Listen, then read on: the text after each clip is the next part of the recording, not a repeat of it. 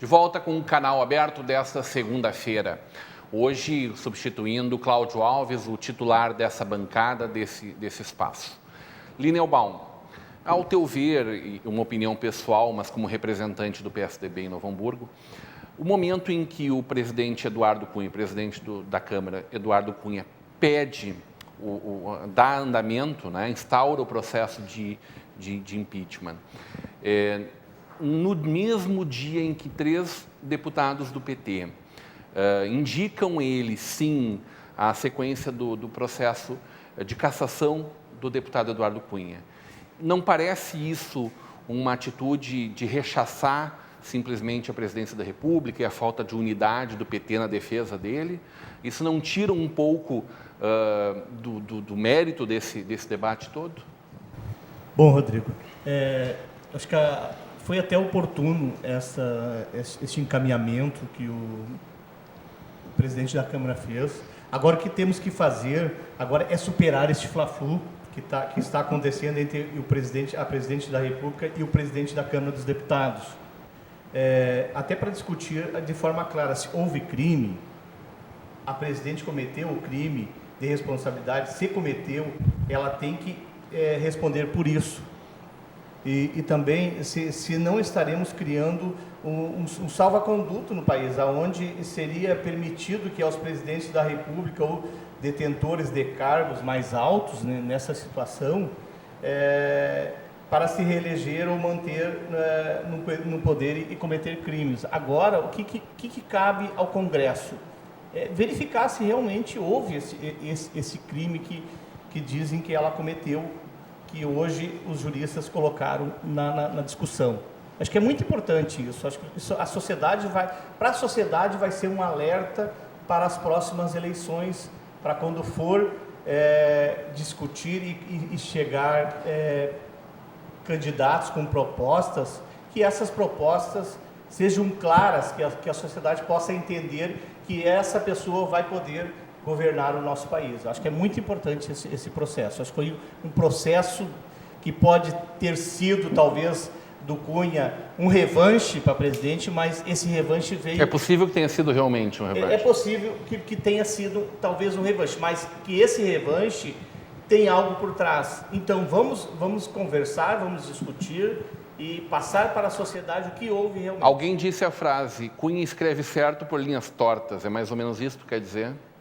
Talvez seja esse caminho. Talvez essa discussão, essa briga que está acontecendo entre PT e Cunha, e mais especificamente a presidente, eu acho que abre um caminho para discussão na sociedade e entre os parlamentares para realmente verificarem se houve ou não houve algum crime. Teve, de certa forma, um rechaço muito forte por grande parte da sociedade que até então não vinha entrando nessa discussão. A gente vive um momento onde pesquisas de opinião apontam ali menos de 10% de popularidade a presidente de aprovação do seu mandato. Mas, de certa forma, essa abertura desse processo trouxe a voz de muita gente que não vinha participando do pleito, né? Desde o PSOL, que é um antigo combatente do PT, né? Nasceu excluído do PT, ou se excluindo, na verdade, mas, de certa forma, era uma voz ativa contra a presidente Dilma, até o Junei fez referência ao CNBB, pessoas da OAB também se pronunciaram. Isso, de certa forma, não fortalece o presidente Lula num eventual governo, numa eventual eleição seguinte? Pode até fortalecer, mas isso não é hoje não é isso que está sendo discutido. O que está sendo discutido, que a população em si, em geral, no país, ela não aguenta a questão de ela chegar, vamos até bem simples, chegar lá no supermercado e ver aquela inflação entrando na compra do seu alimento do dia a dia e não aparecendo para a sociedade. Eu acho que é isso que tem que começar a discutir. A questão que também acontece muito vamos usar o dinheiro como deve ser usado. Isso a gente tem que buscar junto na sociedade e verificar como está sendo usado.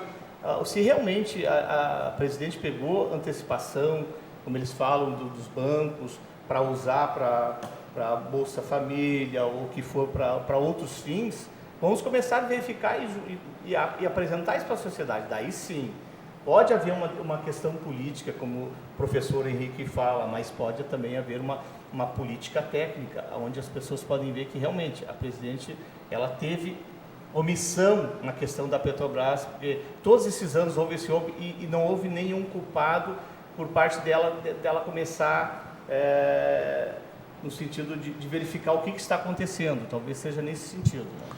Bem, Junei, o Linel destacou a questão das pedaladas fiscais, mas esse é um expediente centenário usado pelos governos, não só brasileiros e não só governos federais. Inclusive, em certo momento, o Linel disse: a Dilma pegou. Não, o expediente da pedalada fiscal, a Dilma não pegou nada. A Dilma fez com que os bancos da União pagassem e demorou para o Estado, a União, reembolsar os bancos. Mas não passou nada pela Dilma, isso foi tudo, tudo no pagamento dessas políticas sociais, que é uma das principais razões desse ataque. Porque o PSDB esteve no governo e tinha políticas sociais muito pequenininhas. Era o tal do valezinho disso, vale daquilo, vale pipoca, vale gás. Quem vai unificar as políticas, no sentido de ter política social efetiva nesse país, é com o governo do Lula, que passa a ter o Bolsa Família, passa a ter o Minha Casa Minha Vida, passa a ter um conjunto de políticas voltadas para a população mais pobre, que faz com que no Brasil cerca de 30 a 35 milhões de pessoas saiam da linha de pobreza e venham a ser aceitos no mercado de consumo. Só o fato de tu poder ter o caderninho e poder se endividar, não haviam condições e passam a ter. Esse tipo de coisa não agrada a todos os setores da sociedade, porque eles querem que o Estado só cuide da saúde, da educação e da segurança e tenha dinheiro para emprestar para os grandes grupos quando eles quebram. Porque eu acho que, sem dúvida nenhuma, o que foi feito com a privatização da Vale, eu acho que foi um crime de lesa pátria, e aí talvez cabesse a gente discutir se não tinha que ter havido o impeachment. Foi vendido por 3 bilhões, uma empresa que valia 90, 100 bilhões. No primeiro ano ela fatura mais do que foi vendida.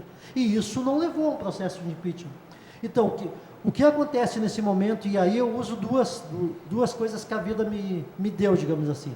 Eu sou fundador do PT, cheguei a militar ali na rabeirinha do MDB e tenho uma recente formação em acadêmica em História.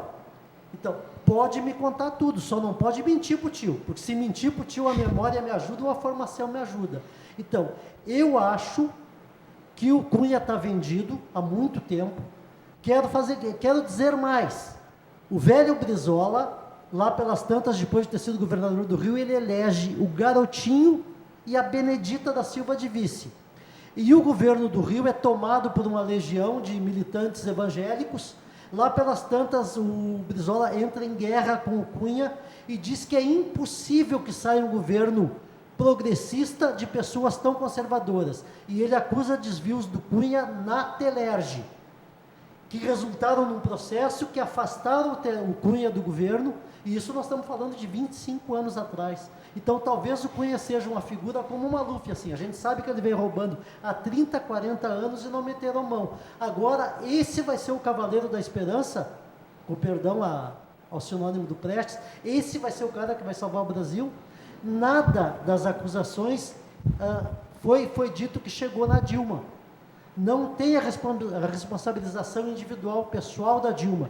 Portanto, eu acho que esse processo é um processo golpista e acho que ele não passa dessa primeira fase na comissão.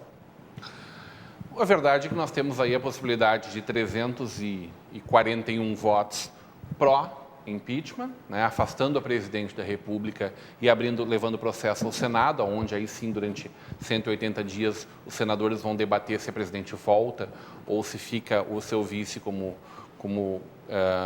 presidente do Brasil.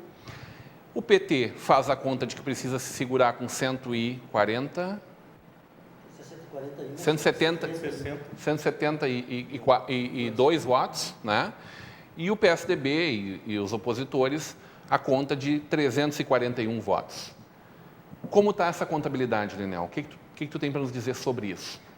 Essa chegada, essa busca dos 342 votos. Quando o PSDB fala que talvez isso tudo vai acontecer lá em fevereiro, é uma tentativa de maior mobilização, de mais tempo com a mobilização, por exemplo? Não, primeiro tu tem que ver a questão dos passos, né? Que existe, inclusive, o processo de impeachment, né? Existe aqui passos, existe as sessões que a presidente Dilma tem na questão de sua defesa. Existe 10 sessões, né? Existe todo um processo de 10 sessões que é criado na legislação, né? E daí, dentro dessas 10 sessões, ela vai fazer a sua defesa. Depois tem 5 sessões. Quer dizer, então, que vocês preferem respeitar o recesso? Não é questão de respeitar o recesso, é respeitar a decisão do prazo constitucional. Claro, mas aí essas 10 sessões poderiam entrar no recesso, a não ser que nós tivéssemos sessões extraordinárias em janeiro. A sessão extraordinária, se houver legalidade para isso e a presidência fizer, talvez antecipe a sua defesa, né? E daí, para isso, depois tem mais 5 sessões. A questão de números hoje é cedo de se dizer que se realmente vai ter isso, mas há um entendimento dentro do PSDB que essa possibilidade existe porque foi colocada a discussão.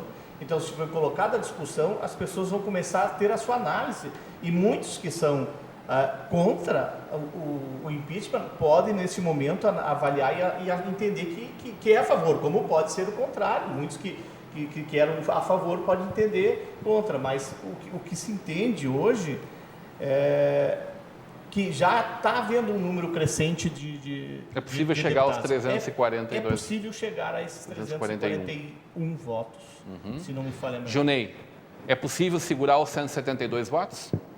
Eu acho que parlamentares do PSDB vão votar contra.